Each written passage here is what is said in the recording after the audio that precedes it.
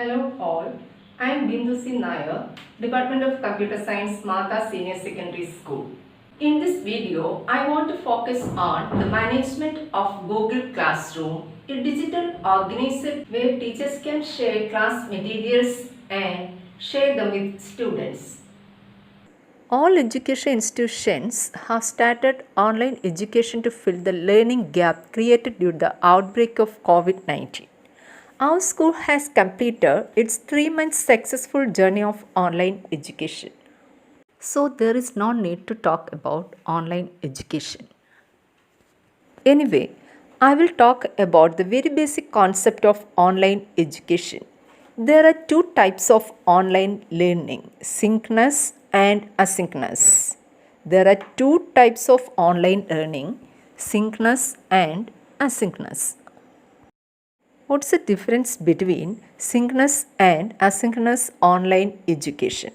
Synchronous online classes are those that require students and instructors to be online at the same time. Students and teachers must be there online. That is, real-time interaction is very essential. This is the meaning of synchronous. For example, when we conduct a meeting in Google Meet or Skype or Cisco WebEx, all these are examples for synchronous online meeting or synchronous online education. What is meant by asynchronous online education? Education through online channels without real-time interaction is asynchronous. That is, asynchronous online classes are those that do not require students and instructors to be online at the same time. It doesn't require real-time interaction. For example, reading email messages, pre-recorded videos, etc. are examples of asynchronous education. What is meant by Google Classroom? Google Classroom is a free tool for teachers and students. Actually, it is a free web-based service developed by Google for education in the year 2014. The initial release date was 12th August 2014. It is a free web service developed by Google for education. Using Google Classroom, we can do several things. The important one is make assignments. We can assign work to students, that is, we can give homeworks or assignments to students through Google Classroom. When we create an assignment, we can upload the necessary documents along with that. Students will receive email notification of new assignment. We can also make announcements. If we have a quick announcement for the entire class, then you can quickly type the announcement which is emailed to the students in the class. One of the important advantages, one of the important features of Google Classroom is store Google Classroom materials in Google Drive. The materials we add to an assignment are not the only documents we can store. We can store any other necessary documents for students on Google Drive. Google Drive safely stores and accesses your files anywhere, and it offers 15 GB of free space. Quickly access recent and important files using Google Drive.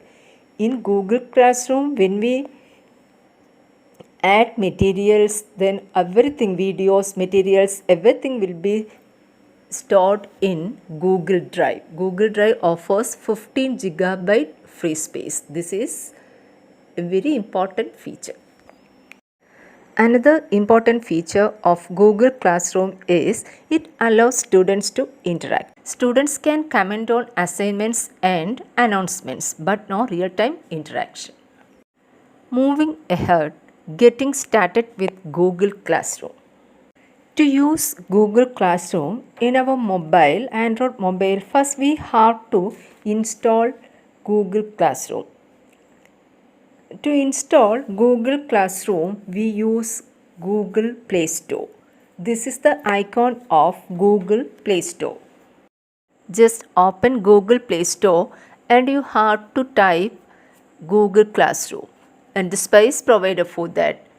Search for apps. In that area you have to type Google Classroom. Then we can see a screen like this and Google Classroom, Google LLC. In the next line, we can see install. Just click install. Then you have to choose an account. If you have multiple accounts, then you have to select one account. Then click OK button. Then we can see an interface like this, a screen like this, Google Classroom, get started. Just click get started button. Then a screen will be displayed like this. You just click the plus button. Create a class to get started. Then at the bottom position we can see a plus button. Just click that button. Then two options will be listed. First one is create class. Second one is join class. We are going to create a class, so we have to select the first option, create class. Then we can see a screen like this. First option is class name, second one section, next one room, and the last one subject. First one, that is class name, is compulsory and other three options are optional, section, room and subject. If you want to give, you can give, otherwise no problem. This is an example. I have given class name as 12, section A, room 1, subject computer science. 12A, room 1, computer science. Room means it just represents a location, just like our room number. Then you have to click the create button at the top right side. Create button, a blue shaded button. Now we have created our classroom. The name of the class is 12 in this example and the section is A, and we can see a background picture. This picture is known as theme. And at the bottom we can see three options: stream, classwork, people. I will explain all this later. Now I will explain how do we change the theme. We can change the theme of Google Classroom. For this, first we have to type classroom.google.com. Then we can see two options at the bottom right side of the theme. Select theme and upload photo. Using select theme option, we can change the theme, that is using the built-in themes, and upload photo is used to change the theme using our gallery. That is, any photo or theme in our gallery can be used as theme. If a teacher wants to set the theme of Google Classroom as his or her class group photo, then we have to select, don't select the option select theme, but we have to select the option upload photo. Then we can go to our gallery and can select the desired photo. Then that will be set as the theme of our Google Classroom. After changing the theme, just click people option. We can see three options at the bottom portion of our screen: stream, classwork, people. Just click on people option. Then we can see a screen like this. There are two options for adding teachers and for adding students. First we are going to add students. Then to the right of students we can see a symbol with a plus sign. Just click on that. Then we can see a screen like this, invite students. We can invite students. First we have to specify the email of the student, then name or email. Then here we can type the email of the student, press enter key. After typing the email of the first student, then we can see name or email again. Then we can type the email of the second student, press enter key, then type the third student. Suppose there are 40 students in your class, then we have to type the email ID of 40 students. First we have to collect email ID of 40 students, then type email ID of 40 students, and finally press share button, that is class invite link. Below class invite link we can see share button. Just click share button. See, when we invite students using email ID, first we have to collect the email ID of the students, then type the email ID, and using share button we can send invitation to the whole students of the class. There are two more methods. In this screen you can see settings button. This is setting button. When you click this setting button, we can see a screen like this, and we can see general options. The second one is class code. When we create Google Classroom generates a class code. You can send this class code in WhatsApp group, then students can join Google Classroom using classroom.google.com site. We can send the class code in WhatsApp group. Then what is the advantage? Email ID, we have to collect email ID, then we have to mail. Suppose there are 40 students, then we have to mail to the 40 students. But if you send class code, what is the advantage? You just send the class code in WhatsApp group. Then the whole 40 students can join Google Classroom using classroom.google.com. There is one more option, invitation link. Google Classroom generates an invitation link, and to the right of that we can see share button. When we just click the share button, we can share the invitation link to the whole students. When we click the share button, we can see the next screen. Here you can decide how do we share our class code or invitation link. If you want to send through WhatsApp, then we can select the first option or mail option. There are several options, and we have already created class groups, so I think WhatsApp groups are there for sending messages and all. Then I think it is easy to select WhatsApp, that is sending invitation through WhatsApp is easy.